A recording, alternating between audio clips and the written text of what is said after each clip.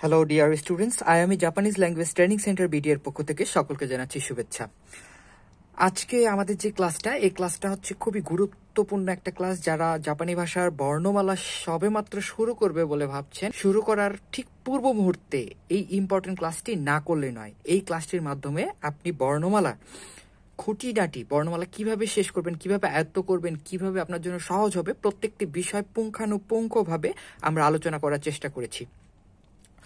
তো এখানে যেগুলো দেওয়া আছে এগুলো হচ্ছে সব জাপানিজ বর্ণমালার হিরাগানা অংশ, ঠিক আছে? এগুলো সব আমরা বলতেছি হিরাগানা। তো হিরাগানা টোটাল আছে 46টি। তো এখানে আমরা যাওয়ার আগে সর্বপ্রথম আমাদেরকে যেটা জানতে হবে সেটা হচ্ছে ভাওয়েল সম্পর্কে। আমরা এই ভাওয়েল সম্পর্কে একটা ভালো ধারণা রাখি, যেহেতু আমরা সবাই বাংলাদেশ থেকে মোটামুটি ইংরেজি ইন্টারমিডিয়েট লেভেল পর্যন্ত আমরা সবাই কমপ্লিট করি, এবং স্বরবর্ণ এগুলো আমরা একদমই আমাদের বাংলা ভাষা স্বরবর্ণ আর এগুলো সম্পর্কে আমাদের ধারণা আছে। তো ভাওয়েল হচ্ছে এ ই আই ও ইউ। এই এ ই আই ও ইউটা, এই 5টা বর্ণ সবসময় মৌলিক বর্ণ, অর্থাৎ এগুলো কে ভাঙলে অন্য কোনো উচ্চারণ হবে না। এ কে ভাঙলে অন্য কোনো উচ্চারণ হবে না, কিন্তু বি কে যদি আমি ভাঙি তাহলে বিই, এই যে এ এই ই আসতেছে, এ বি সি উচ্চারণ করলে কিন্তু শেষে একটা ই আসতেছে। এটার জন্য কিন্তু এগুলোকে বলতেছে ভাওয়েল। তো আমাদের ইংরেজি বর্ণমালা সবগুলোই যদি আমরা উচ্চারণ করি, দেখবো যে এই 5টা বাকি সব বর্ণগুলোর মাঝখানে লুকায়িত আছে। এই জন্যই এগুলোকে কিন্তু আমরা ভাওয়েল বলতেছি। ঠিক একইভাবে স্বরবর্ণ। বাংলা ভাষাটা একটু জটিল, বাংলা ভাষার বর্ণমালাগুলো অনেক জটিল। তো বাংলা ভাষার মধ্যে যে ব্যঞ্জন বর্ণ আছে ক, খ, গ, ঘ, এগুলো হচ্ছে ব্যঞ্জন বর্ণ। তো এগুলোর মাঝখানে কিন্তু দেখবেন উচ্চারণ করলেই কোনো না কোনোভাবে আমরা স্বরবর্ণগুলো পাই। এই স্বরবর্ণগুলোকে ভাঙলে কিন্তু অন্য কোনো আসলে বর্ণ পাওয়া যায় না, ঠিক আছে? তো ঠিক একইভাবে প্রত্যেকটা ভাষার মধ্যেই, প্রত্যেকটা বর্ণমালার মধ্যে কিছু ভাওয়েল বা স্বরবর্ণর মতো মৌলিক বর্ণ থাকে, যেগুলোকে ভাঙলে আমরা অন্য কোনো বর্ণ পাই না। তো জাপানি ভাষার যেই মৌলিক বর্ণগুলো রয়েছে এগুলো হচ্ছে আ, ই, উ, এ, ও।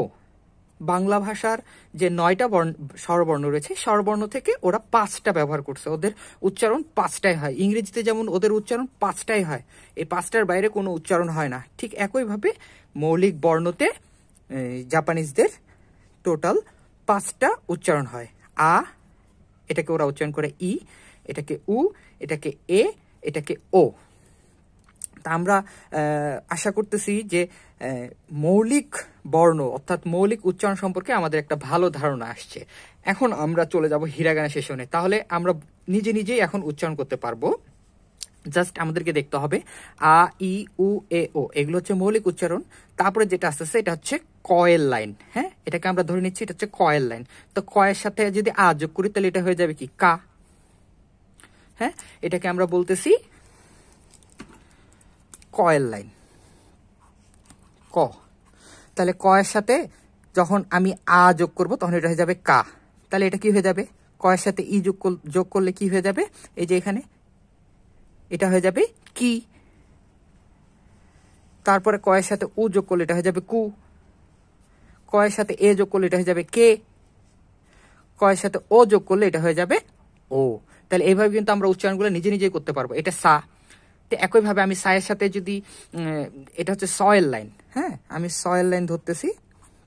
এটা জাস্ট মনে রাখার জন্য, আমার স্টুডেন্টসদের সহজ করার জন্য আমি এটা বলতেছি, যেন বিষয়টা সার্বিকভাবে স্টুডেন্টদের বোধগম্য হয়। হ্যাঁ, তাহলে এটা হচ্ছে সা, এটা হয়ে যাবে অটোমেটিক্যালি। স এর সাথে যদি ই যোগ করি তাহলে এটা হবে সি, এটা হয়ে যাবে সু, সে এবং সো। একইভাবে এটা হচ্ছে তয়েল লাইন। তাহলে এটা হয়ে গেছে কি, প্রথমটা তা। তারপরে যেটা আছে এটা একটু ব্যতিক্রম আছে। এই ব্যতিক্রমটার জন্য কিন্তু আমি এখানে ব্যতিক্রমগুলো আলাদা করে ফেলছি। আমি এখানে এটা আলাদা করে দেখাচ্ছি। এটাকে আমি তারপরে তি হওয়ার কথা, এটা তি না হয়ে এটা হয়ে যাবে চি। এটা আমাদের ব্যতিক্রম, এটার জন্য আমি আলাদা করে এখানে লিখে দিচ্ছি, এটা হয়ে যাবে চি। ঠিক তারপরেরটা আমি এখানে বক্স করে রাখছি, এই বক্স করে রাখছি মানে এটাও ব্যতিক্রম, এটা হচ্ছে উৎসু। তারপরটা কিন্তু যথারীতি তয়ের লাইন, যেহেতু এটা হবে তে, এটা তো।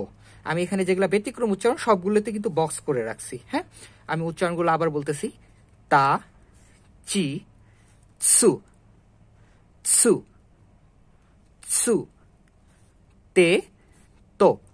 তারপরে যেটা আসতেছে এটা হচ্ছে নয়ের লাইন। তাহলে এটা হয়ে যাবে না, নি, নু, নে, নো। একইভাবে তারপরেরটা হচ্ছে হয়ের লাইন, হা, হি, এটা ব্যতিক্রম।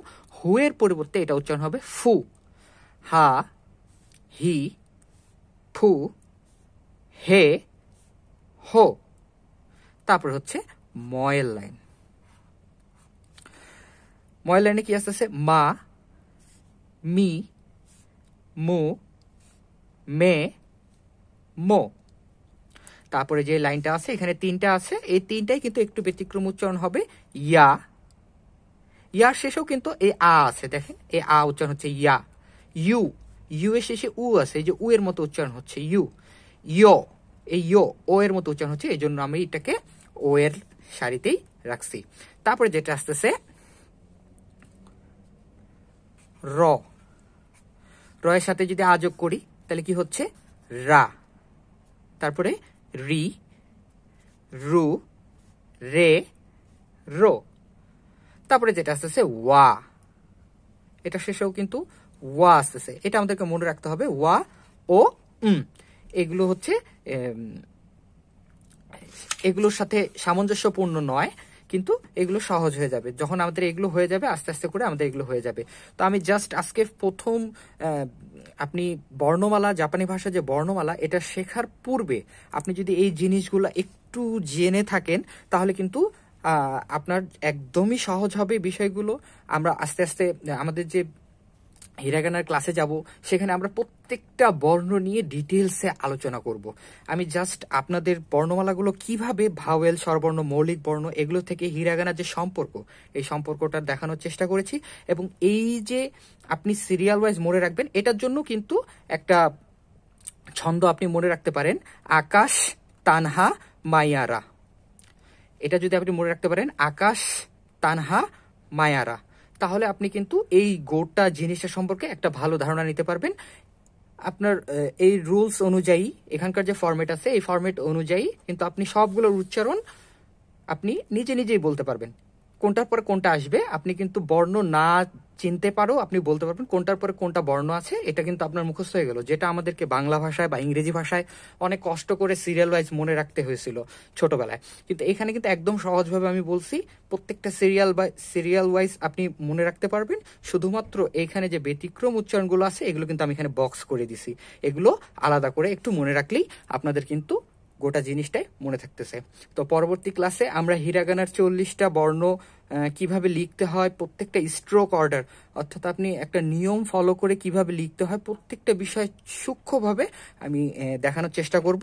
সে পর্যন্ত আপনি এই বিষয় চিন্তা করুন এবং আমাদের সাথে থাকুন।